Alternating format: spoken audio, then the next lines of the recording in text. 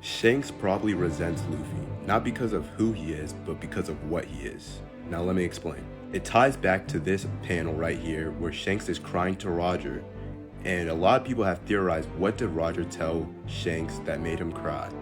I think, in my opinion, that Roger told him that they were too early and they weren't the people that were going to save the world or take down the world government. And they weren't going to be able to achieve Roger's true dream. This inevitably crushed Shanks. With the information Shanks now had, he decided to wait on the next person that would be the person that ate the Nika fruit and be the next Joy Boy. And that made him not go claim the One Piece, which caused a rift between him and Buggy.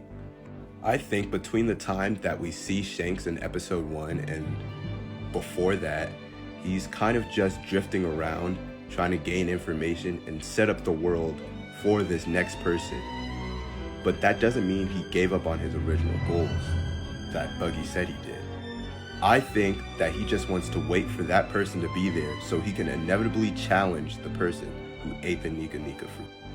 Because in the end, Shanks just wants to complete the dream that his master was never able to complete because he wasn't destined. He's essentially going against fate because he doesn't care about it. He just wants to accomplish his dream.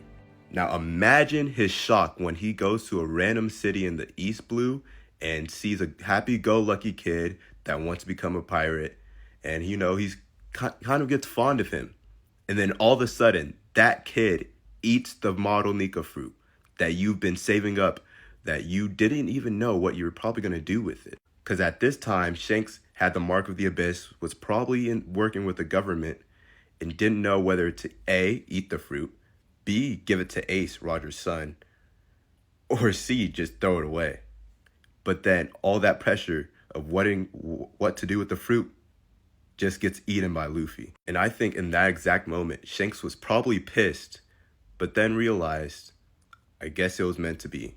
And from that point on, he respects Luffy and is waiting for him to become an emperor or a great pirate, so then he can go and have a fair race to claim the One Piece against destiny, against the destined child.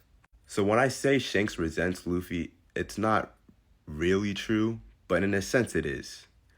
And I actually think that before whoever claims the One Piece, Shanks and Luffy are actually going to have a fight. And it's going to be a closer one than a lot of people think.